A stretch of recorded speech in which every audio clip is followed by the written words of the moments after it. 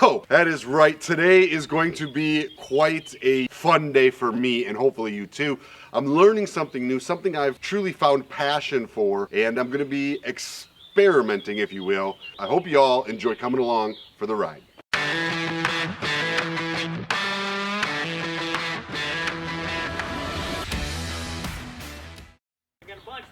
You got a bunch for me? I hope this is exactly what I think it is. And it is. Wait till y'all see what's in here. We'll pause here and build up the suspense.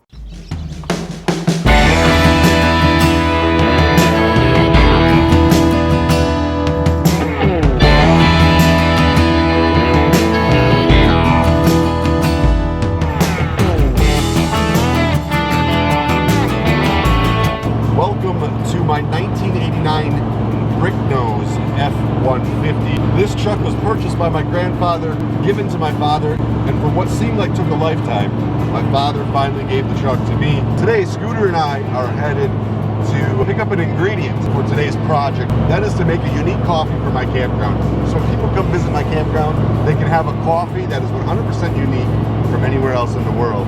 Something that we've kind of just made ourselves.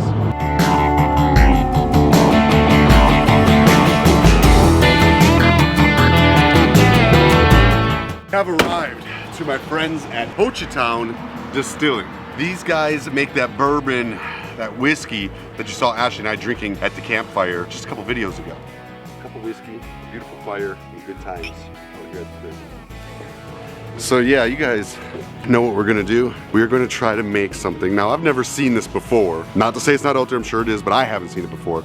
We're gonna try to make a whiskey coffee. That's right, I am here to get an empty barrel from Hochatown Distillery and then marinate the coffee beans that I've imported from Nicaragua and roasted. I'll show you the beans later, but right now, let's learn about Hochatown Distillery and their bourbon. Hey, how's it going? Good, doing all right. Doing good, man. Doing good. Practicing my social distancing. Exactly. So we're super excited. I was just telling people about your bourbon. We had it in one of our videos the other day. Ashley and I were drinking it. We got it at a liquor store in town, right. And I wanted to bring them along to come with me to see where you're aging it. The barrel barn? Yeah. Sure, we can walk down. Can we show them that? Yeah. Let's take a look.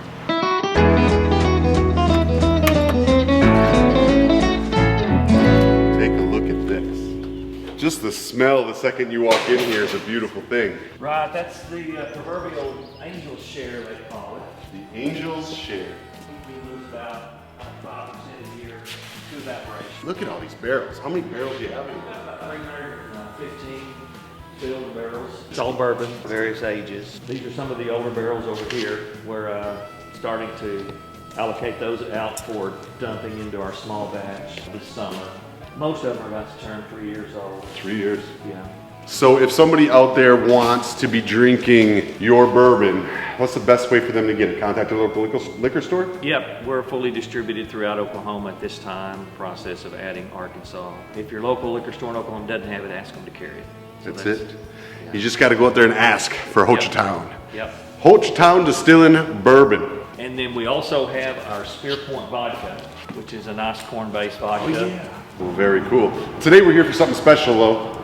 Yep. We're gonna get me an empty barrel. Now, how much whiskey is still in that barrel that you're giving me today? I looked just a couple of days ago, and there was still some that after we had emptied it, still a little bit floating around in the bottom. How much would you say is usually soaked into the wood? On average, about 10 pounds of bourbon will stay absorbed into the wood. Too cool. We're gonna try to get that flavor of some of the best bourbon I've ever tasted into my coffee at the K River.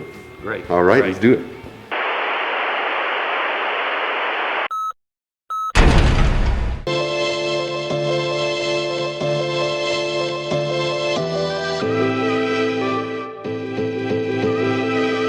This is where we have our sampling room. Okay. Customers when we're open. It's a legit speakeasy. Yeah, baby, come on in.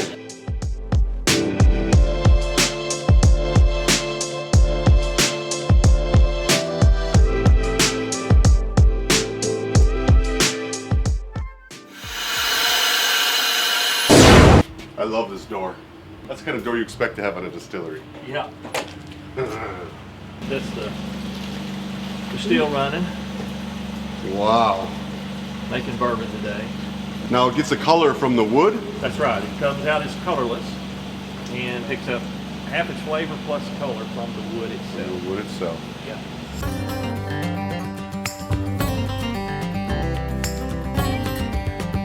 That your old pickup out there, that red and silver Ford? Yes, sir.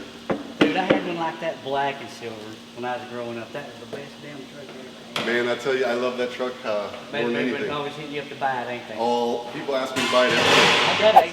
That's our barrel right back there. Yeah. Okay. So we picked up, he's got about 14 pounds of bourbon soaked into the. What he's telling me here is this barrel was 106.6 pounds when they put it on this scale. And now today, after emptying it, it's 120.6. 14 pounds of bourbon. I'm getting with this barrel. That's gonna make it into the coffee, hopefully. We're gonna try it.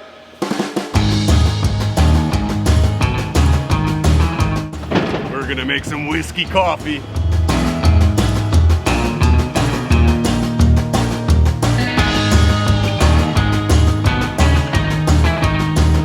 While I'm unloading this barrel, why don't I tell you all about the coffee we've got to go in it.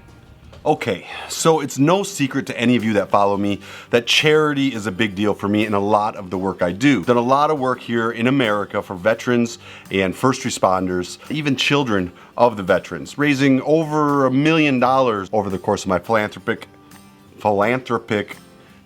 career. Now, it's also no secret that coffee beans in America aren't really, let's just say America doesn't produce the best coffee beans, so I had to look outside of the country, and where I went was Nicaragua. Let me tell you why I went with the place that I did for purchasing these coffee beans, and I did have a trip scheduled to go there before this whole Corona thing broke down. So unfortunately, instead of bringing you there and showing you firsthand, today I'm just gonna be kind of telling you the story. Nicaragua is probably one of the most desolate, poor countries there is in the world.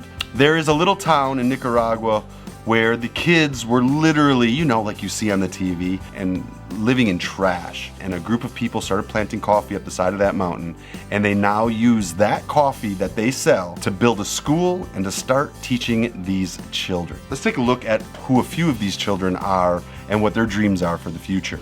This little girl is 6 years old and dreams of being a beauty salon owner. Came from a very poor community living in the streets, but thanks to the coffee beans this area is producing, she now has a chance to do that. This 5-year-old boy wants to be a doctor. That's right. I think now we can all relate with that and say that we need to help create more doctors for the future. Today, I help make that happen. Here's a first grader. She wants to grow up to be a teacher. She wants to help more people just the way she was helped with this school. 8 years old in 2nd grade, he wants to be a business owner. You know what? That, my friend, is the American spirit. And I hope that one day he can reach his goal, as long as he remembers to dream until his dreams come true.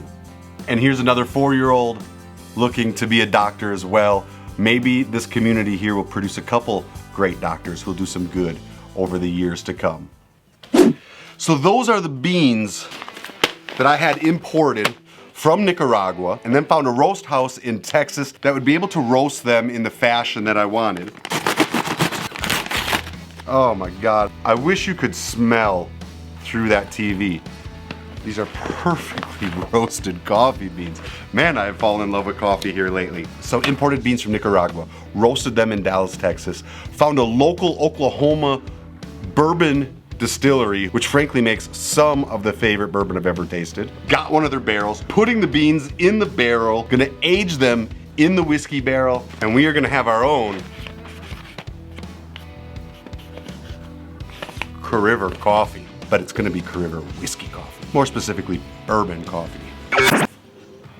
So this is the idea. First of all, Scooter has been part of this process with me today. He did all the hunting and picking up. Oh, that smells good, huh?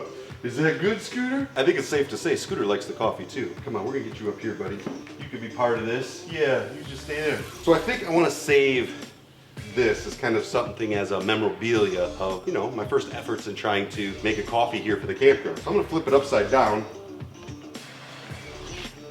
Ooh.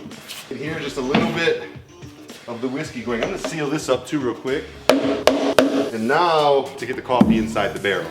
I'm gonna go with a 12-inch opening, 6 inches.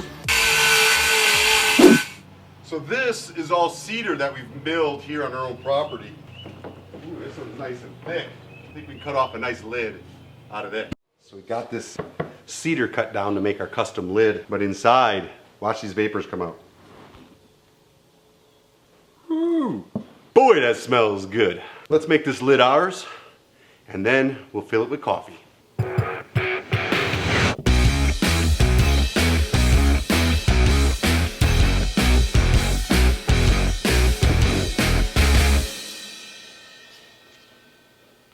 That, my friends, is a lot of coffee, and will it indeed fill that barrel? My calculations are correct.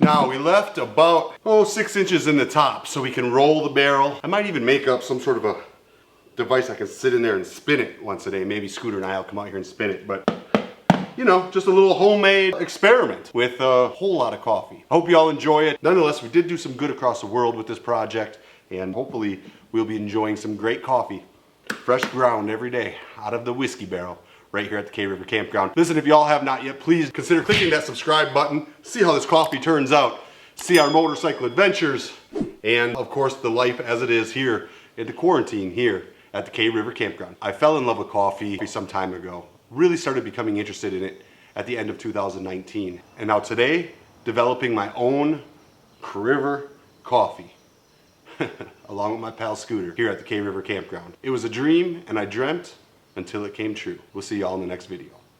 Bye.